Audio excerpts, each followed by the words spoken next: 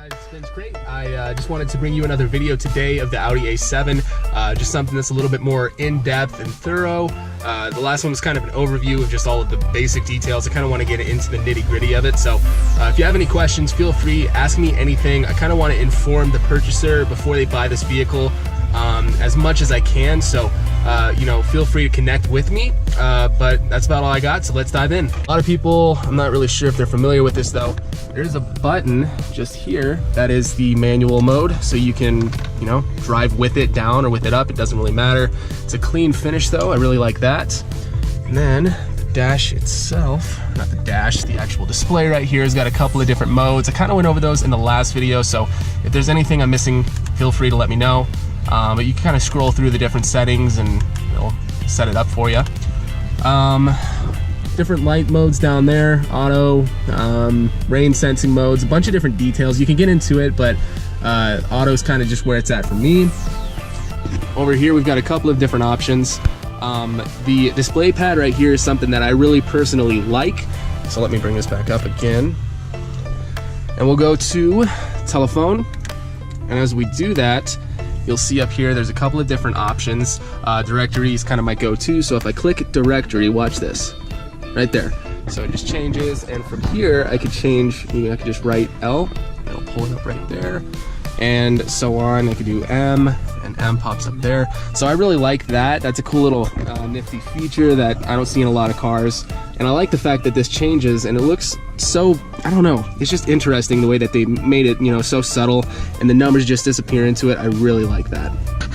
Okay, so while we're focusing on this area right here, let's go to car. That's this one right here, and on the display it pulls up this. Now you can change a couple of the different drive settings. There's comfort, auto, dynamic, and individual. So I'm on comfort right now. I really don't know exactly what these are doing. If someone could let me know exactly if these are adjusting the suspension and the firmness, that would be helpful. I'm not necessarily sure. I guess we could go to individual and click set individual and we'll figure it out together. Engine and transmission, comfort and dynamic. So yeah, it might just be changing a few different things, a couple of settings, belt tensioner and stuff like that. So if someone could kind of explain to me the actual happenings of what's going on when I click this button, that'd be super helpful. But nonetheless, cool little area. If we go to car systems right there at the bottom left, that's when it can get very custom. And I really like that because you can really make this car yours. Not a lot of cars offer that. So let's go to vehicle settings, for example. So that's going to dictate what that button does. You can adjust the seats. You can actually like get in the vehicle when you get out. I'm going to driver assist.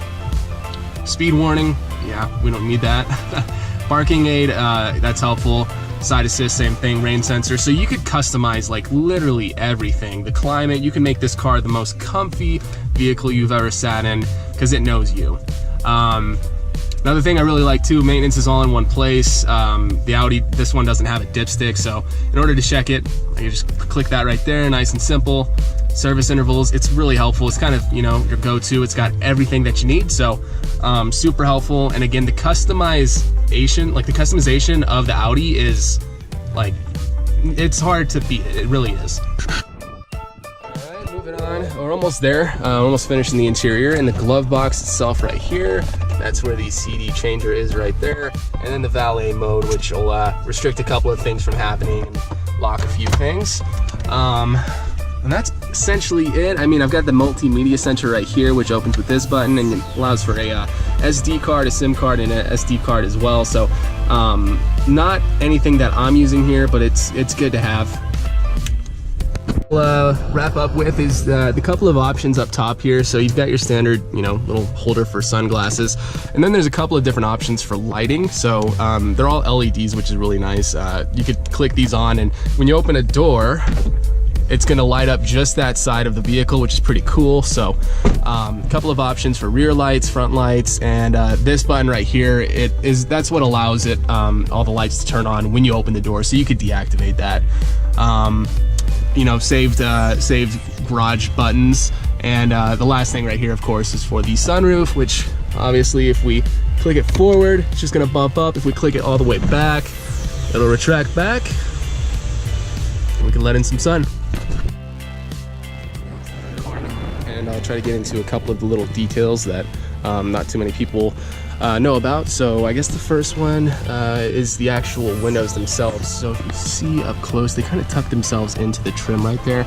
And when you open the vehicle, you see that? It actually, no, I just locked it, but you can see, and it went close, it just tucks up. So that's a nice little feature. And that's just to make those nice little flush finishes when the window goes in. So right there keeps it sealed. And you can see that I did lock the car.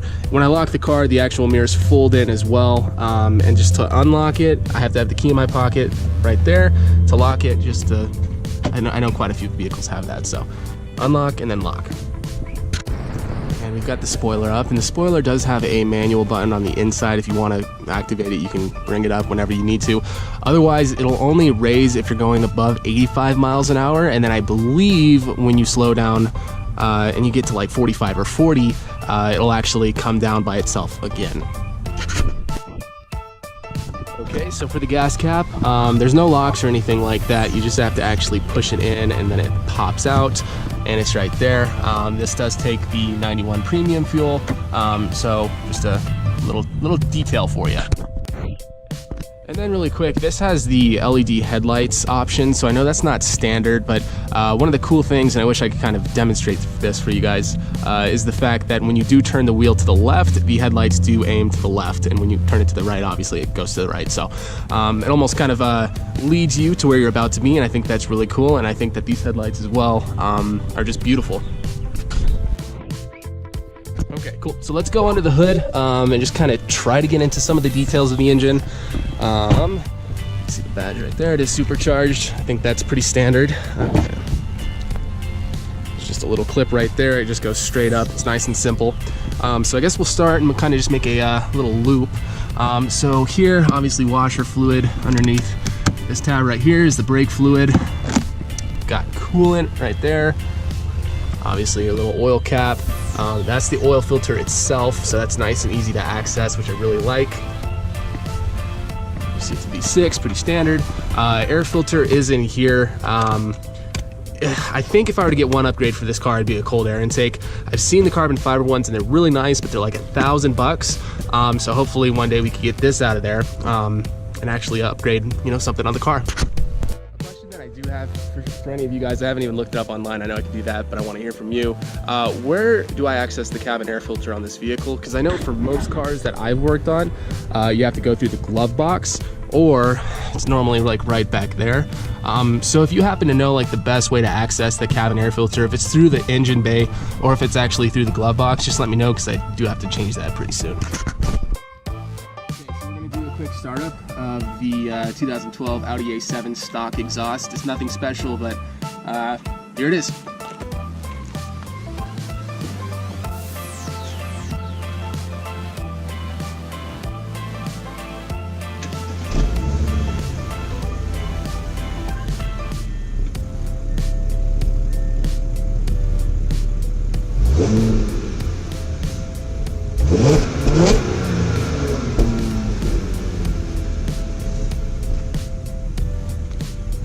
I'll take it.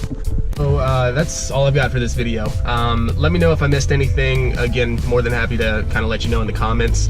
I got pretty good reactions from the last video, so I'm gonna try to stick with the Audi A7. I know a lot of people are interested and love this car just as I do, so hopefully some more videos in the future coming out.